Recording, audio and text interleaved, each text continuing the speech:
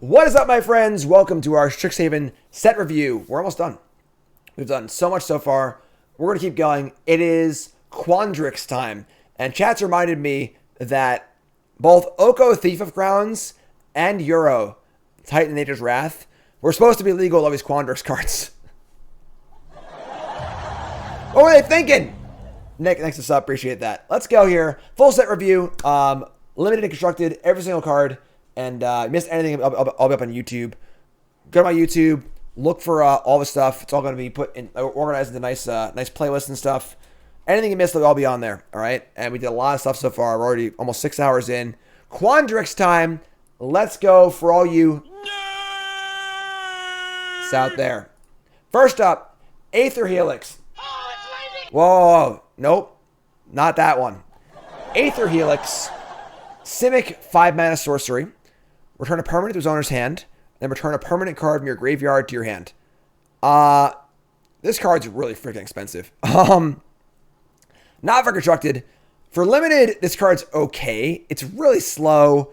It's just a 1-for-1. You know, bounce spells, being a sorcery and being a bounce spell is pretty tough. If you're a sorcery bounce spell, you gotta, like, you know, win the game soon. This is more of a slow card. It is good against the tokens. That is true. There are actually a lot of tokens in this set. That is very fair. That is actually very, very fair. I take back everything I said. This card's really, really good. Now, there's a lot of tokens. There's a lesson for each color that makes tokens. So that being said, this card moves up a lot in limited. That's why we do set reviews. We learn things. So, fine card for slower decks in limited. It's kind of fine. It's not super great, but it's definitely a reasonable card. We'll see how prevalent the tokens are. If every deck is making like 5 or 6 tokens, this card's really, really good. You know, if there's only one or two token cards in each deck, it's a lot worse. But yeah, okay card. It's slow. It's slow. Up next is Augmenter, Puglist. Greenery 1 for a troll. It's a 3/3 trample. And if you have 8 or more lands, it gets 5+5+5. So part of the Quandricks theme is getting a bunch of lands in play. And there's a lot of cards that turn on when you have 8 or more lands. That's a lot. That's a lot, but there are obviously cards that draw cards and put lands into play. And the reality is the front side here isn't that bad. A 3/3 trample for 3 is certainly fine. Backside, little mirror weave action, echoing equation, blue 3. Choose a creature you control. Each other creature you control becomes a copy of that creature at the end of turn, except they're not legendary, so you can copy legends. Mirror Weave was a card I saw play a lot back in Standard when Kithkin were legal. You'd like make all your things to a Cloud Goat Ranger or whatever, or make them all into a 4/4 and kill your opponent. So good for token decks, things like that. Kind of a weird pairing of cards. So if we're going like wide, this card's really good, but I'm not sure why the deck that's playing this card is really, really good. And there's a lot of overkill here. We target Goldspan Dragon, and we get 5 Goldspan Dragons. I mean, like, is that really necessary? You know, like, so constructed-wise, the backside of this card is okay. Copying Finn the Fangbearer, that's really cool. That's a fun one. But 5's a lot. 5's a lot. And then the front side here is pretty reasonable. And of course, if you have both these and 8 lands, you can make all your stuff into 8/8s, which is kind of cool too. But for the most part, this card feels a little below rate on both sides. So probably not going to see too much play in constructed. Great limited card, obviously. I mean, this card would be a first pick limited anyway, the front side. And the back side's honestly reasonable and limited. Being a sorcery is obviously worse than Mirror Weave because you can't use it as a trick. But it's all right. It's all right. Yeah, so it's all right. Just okay. Up next is Mathematician. Blue-green 1, Human Wizard. This is your on-theme common. Comes into play, make a fractal, put a counter on it for each fractal you control. So a pretty good card, honestly. Again, this is the card you're not going to want to take early in drafts because this is the card that tables when your deck is open. So if you're drafting properly and you're in the right deck, you'll get this card like 10th pick and it'll be awesome for you. So, oh, I'm sorry, I misread it. Whenever it comes into play, you make a 0/0 fractal. Then you put a counter on each fractal you control. So sure, so you have a 2/2 and a 1/1. That's base level. And then it also pumps your other fractals. Yeah, honestly, this card's kind of cool. Like, It's three power for 3 mana over 2 bodies. Changelings, you can put counters on, which is pretty cool. You have other fractal tokens. Yeah, I mean, there probably isn't enough like tribal synergy in fractals to be reasonable, but it could, with the right circumstances, could see play constructed. Probably not though. More of a really solid draft card for sure. Crawbish next up, appreciate that. So solid draft card, cardio table, pretty solid. Oh boy. Oh my God, Becky. I'm glad they made this card because a 6 mana 20/20 isn't playable. Blue, blue, blue, green, green, green. Make a fractal. Put X counters on it. X is the number of cards in your library. That's a big old booty. That's a chonker. So this is probably going to be a 40/40 when you cast it. So you pay 6 mana. You get a 40/40. It has no evasion. It dies to Brazen Borrower. It's just like dummy thick with nothing. Thud is legal. You can fling this. It is very hard to cast. It is true, though, the one upside to this card. The one upside doesn't die to stomp. Doesn't die to stomp, right? But yeah, super, super huge. It is funny. You can claim the firstborn the token, which is pretty cool too. But yeah, this is the kind of card where it's like, it just, vanilla isn't good enough for constructed. It's just big, and big isn't really enough. This card would require too many other cards to be good and fails at too many things. If there's some sort of combo here, sure, but it's cute, it's funny, I'm glad it exists, but realistically, eh. And then in limited, you got to understand the concept of diminishing returns. So diminishing returns means that once you get past a certain point, it doesn't matter anymore. Jeff Bezos has $75 trillion. He couldn't even spend all his money. That's called diminishing returns, right? My first $1 million would make me the happiest person in the universe. The next million, it's great. It's not nearly the same as the first million. So that's called diminishing returns, right? Pretty simple concept here. If this thing's a 40/40, how much appreciably better is that than a 20/20? Or even a 10/10, you know? Like, so yeah, it's huge. It's cute. It's funny. In limited, sure, I'd be happy to pay 6 mana for a 20/20 or whatever. But this card is a lot cuter than it looks, and it's just kind of a fun card. I'm happy it exists. You can do silly things with it. You can flex in your opponent. You can play Crash Through. Oh yeah, Crash Through. Let's go. It is pretty funny. There's a green common that gives trample, so pretty fun. But yeah, it's chonky. It's funny. I'm glad it exists. But it's big. Yeah, moving on. Decisive Denial. This card was very close to being best in show. I don't normally like charms. I don't normally like modal cards because they're typically like all-in-one printers. They can do everything, but nothing well. This one, however, it hits on both sides pretty well to the point where it's going to be good against everything.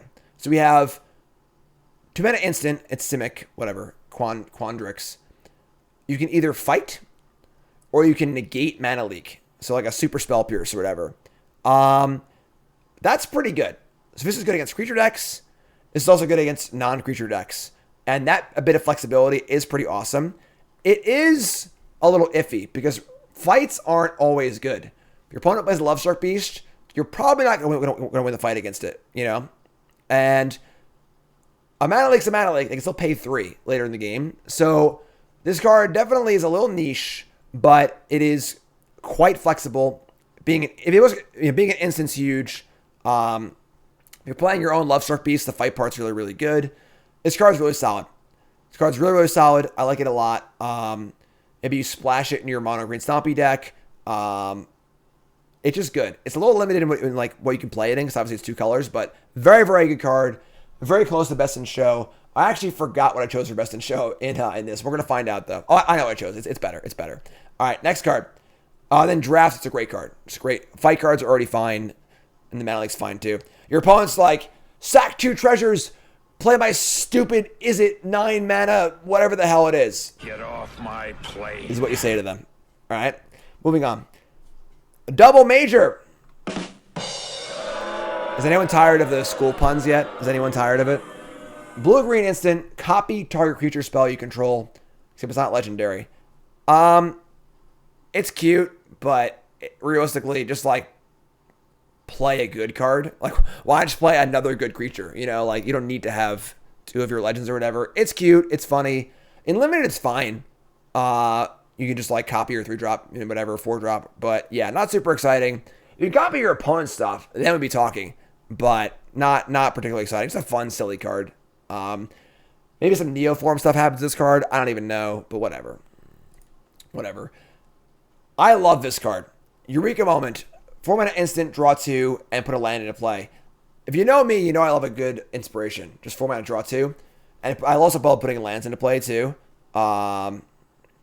That's super sweet. But, I mean, unfortunately, Behold the Multiverse is legal in Standard. And that kind of makes this not reasonable. So, probably not. Maybe in Constructed, but probably not. You know, I like it. It's sweet. If this costs 3, it's broken.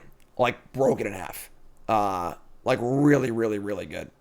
So, it's cool. It's cool. I like it. In Limited, it's great. Obviously, part of the mechanics for Simic is to get 8 lands in play. This does that pretty well. This is a solid card. Solid card. Up next is the Golden Ratio. Blue-green 1 for sorcery. Draw a card for each different power among creatures you control. Good draft card. Pretty easy to have a 2/2 and a 3/3 in play, and you draw 2 cards, which is great. Obviously, the tokens, the what the hell are they called? Shard tokens or no? Fractal tokens are going to be sized, probably different sizes or whatever, which is kind of cool. It's a cool card. It's a cool card. Constructed, probably not. You can't rely. Like the downside here is far too low. If you just don't have a creature, it just doesn't do anything. And like the upside isn't high enough to like we're not drawing 5 cards of this, you know. So good draft card. Not really a constructed card. It's all right. It's all right. Up next is, oh my god, reading glasses. God, why are there so many goddamn words on these cards? Somebody's playing a prank on So me. many words on these cards. All right, here we go. Here we go. Jadzi, Oracle of whatever.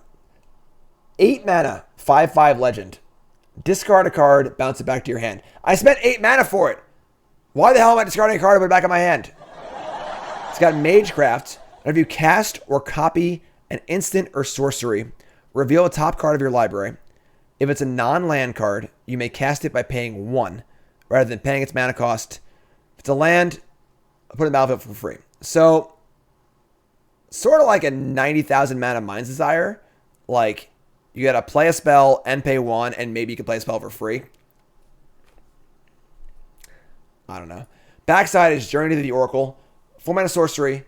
You can put any number of land cards from your hand on the battlefield. Then if you control 8 or more lands, you can discard a card to bounce it back to your hand.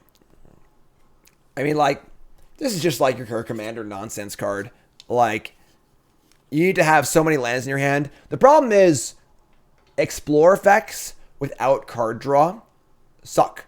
Because you just don't have enough cards to put into play. Like, Fast Bond is like, would be, close to unplayable in Standard. I mean, not unplayable. But, without a lot of card draw, and then you're just like playing a sorcery, just put lands in play. They do come in untap, which is cool, so you can use them. It does combo with the green-black graveyard card, sure. But yeah, so this is like a fun commander card. I mean, maybe this like there's some broken landfall deck in Standard or whatever, but like I highly doubt it. I don't want to read this card anymore. And then in Limited, 8 mana is a lot. This card, I don't know, whatever. It's just a freaking commander card, whatever. I'm just gonna move on. All right, Kazminia, Enigma Sage, new Planeswalker, Simic, blue, green, 1 for a Planeswalker. Hello, darkness. Just kidding. Not this time. Not this time.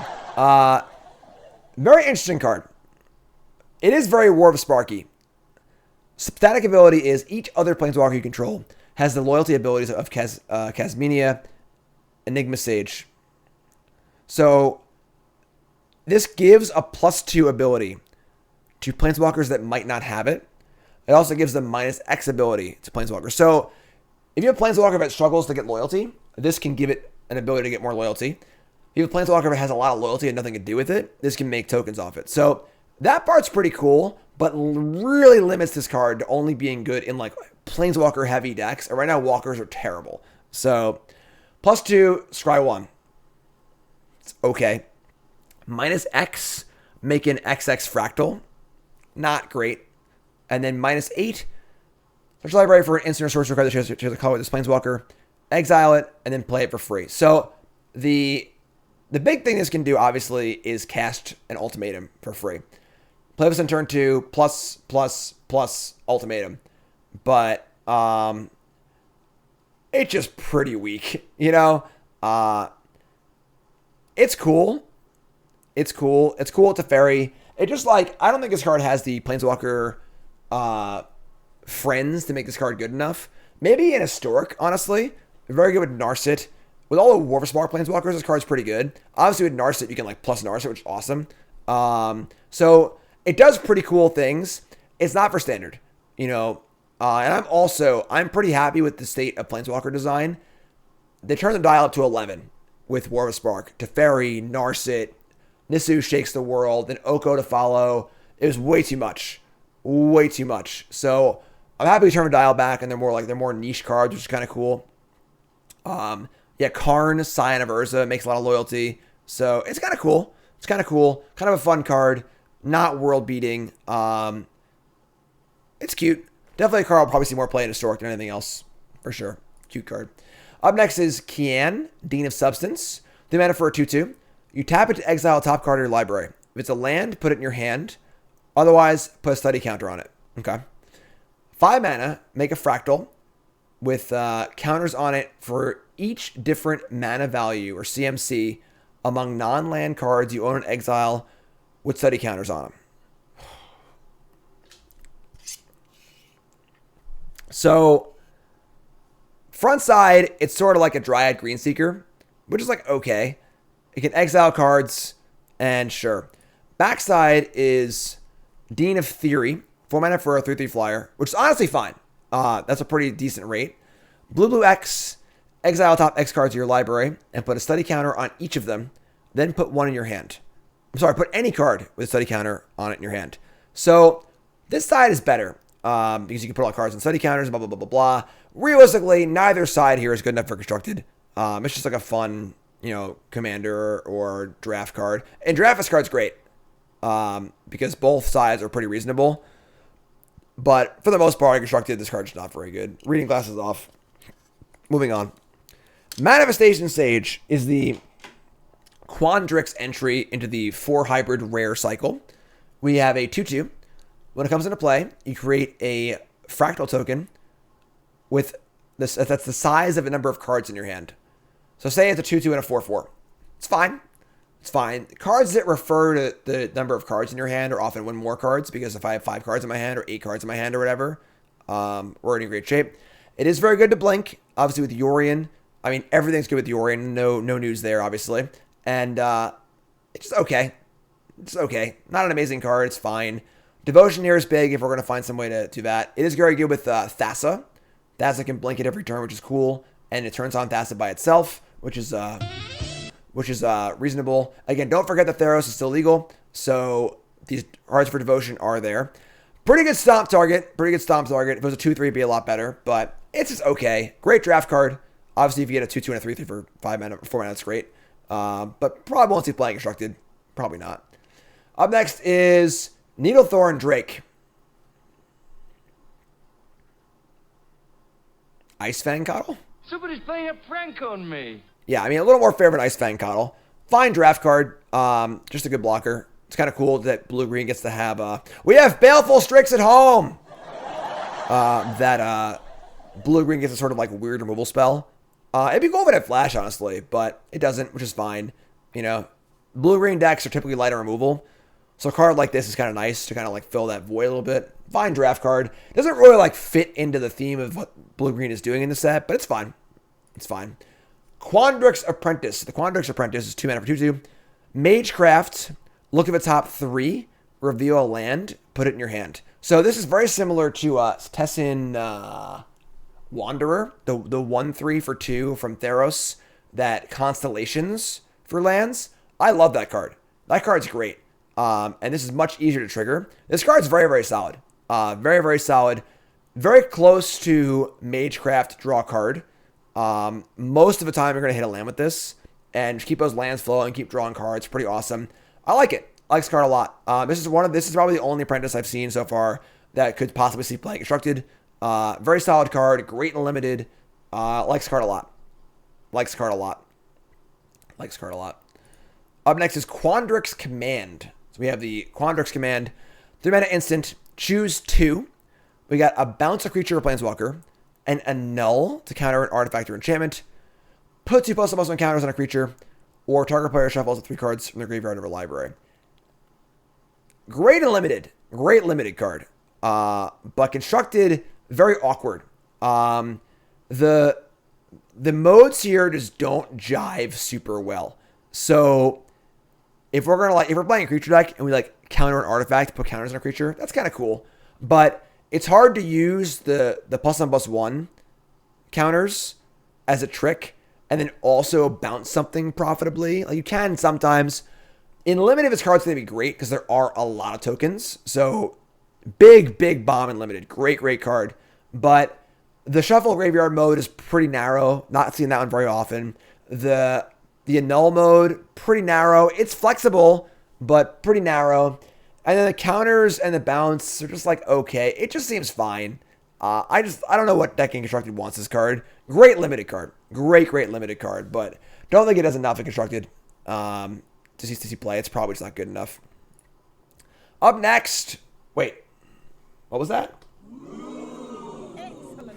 Best in show. Jim, are you a maniac? Quandrix Cultivator is here. And here to tell Solemn Simulacrum to Get off my plane. Quandrix Cultivator is the color hybrid card. And it's 4 mana for a 3/4. Comes into play and rampant growths for a forest or island. It is basic. If it wasn't basic, I think it's hard to be bonkers good. But the land comes in untapped. And this is a really solid ramp card. So Solemn draws a card, right? However, the thing is, we're not playing Magic in the year 2006. All right? Creatures are bigger and stronger than they used to be. And being on the board matters more than anything. Back in 2005, when you were playing Arcslogger in your deck and everything was a freaking 1/1 or 2/2, Solemn would trade with stuff. Now, these days, Solemn isn't big enough to trade with things. It just chump blocks. So, you may draw a card, but you also die. And that sucks. Quandrix Cultivator is freaking huge. 3/4 is a really solid blocking body. This thing ramps into both ultimatums that are good, Genesis and Emergent. It's great with Yorion.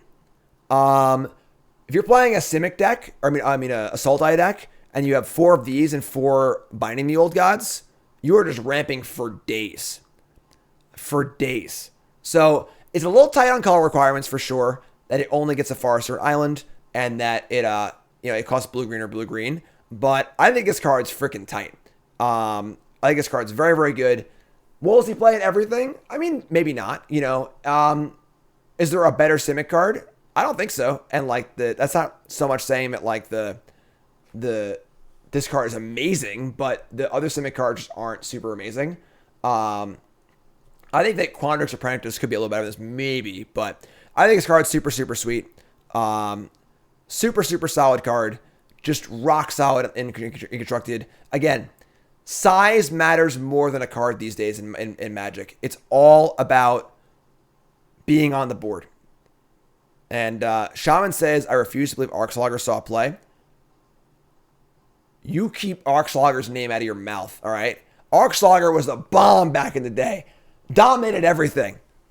Was one of the best. But yeah, it's all about size. And but yeah, super solid card. Like this card a lot. Again, in a format with Yorion and 2 ultimatums, this card's great. This card's really great. Big fan. I'm all about it. That's my best in show for Quandrix. That's what you got. I like it. Flicker it with Yorion. Let's go. Play Simic Yorion practically, Moving on. The hybrid symbol is bigger. It is not very aesthetically pleasing. Up next is Quandrix Pledge Mage. So again, we have a Good draft card here. They made it for a 2/2. Magecraft, put a counter on it. Just a solid draft card. Nothing really crazy here. Just solid scaling draft card. It's fine. It's fillery, but fine. Next up is Square Up. 2-mana hybrid instant. Target creature has base power and toughness 4/4. Now, it's important to note that with Quandricks being all about these shards or fractals, the fractals are all 0/0s with X plus and plus one counters on them, right? So the fractal's a 5/5. It's actually a 0/0 with 5 counters on it. So if you give that fractal base power and toughness 4/4, now it's a 9/9. All right, so important to know about this card. This card's an okay trick here. This makes your 2/2s into 4/4s. This can shrink on your opponent's side. They play the 11/10 or whatever. You shrink it to a 4/4, block with your 5/5. It's just a cute little trick in limited. Is it great? No. Will you cut it sometimes? Absolutely. But this card is an okay trick. It's okay. It's fine. It's not great. So the fractal synergy is the most important thing, I think, by far for this card. Up next is Tennazar Quandricks, the Simic dragon, Elder Dragon. 4/4 flying trample, which is okay. Comes into play, double the number of plus one counters on a creature you control. So obviously very good with the shards or whatever. I keep calling them shards. Frickin' not shards. Why can't I remember what they're called? Fractals. Fractals.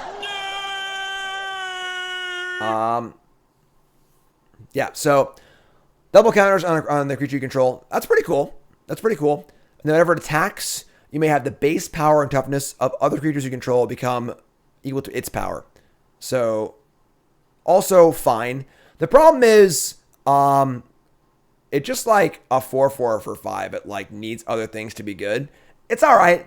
If you're some sort of Simic plus one counter deck, sure, I'm all about it. But it's all right. Obviously, bomb and limited.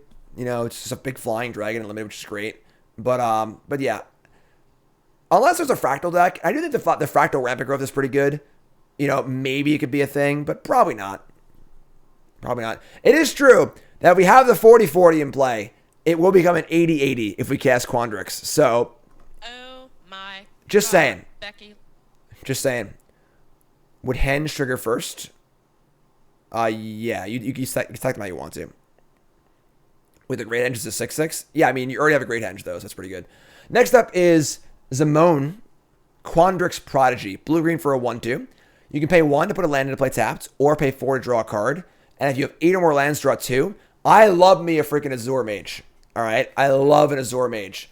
A card I can play in a control mirror on turn 2. I sideboard it in. They board all the removal out, and I just ride it to victory. I love it. Unfortunately, there aren't many pure control decks in Standard right now. So, card's kind of cool. Kind of like a sideboard card. But, for limited, great card in limited. Phenomenal draft card. Great card. Love how it can make you ramp and then also draw cards. I love ramping. I love drawing cards personally. So super cool card. 1/2 is a little small. Obviously, if it's a 1/3, it'd be a lot better. But pretty cool sideboard card for control decks, things like that. That's it. That's Quandricks, folks. Let me know in the comments on YouTube what you thought. If I'm wrong or not, if the cards are good. YouTube folks, like, comment, subscribe. I really appreciate it. Thanks so much. Again, look for all the other videos. We go over everything else in the entire set, every single card. And don't forget, folks, also, I'm not doing the Mystical Archives in this video. You want to know why? Nope, wrong one. This is why. CoolStuffInc.com. My article goes over every single one of them. 4,000 words. Check it out, CoolStuffInc.com, where I do my articles. 4,000 words, every single Mystical Archive. They're all there. They're all there. It's Leviosa. There's no connection between Harry Potter and Strixhaven. There's no correlation at all. They're just not even similar in any way. YouTube folks, like, comment, subscribe.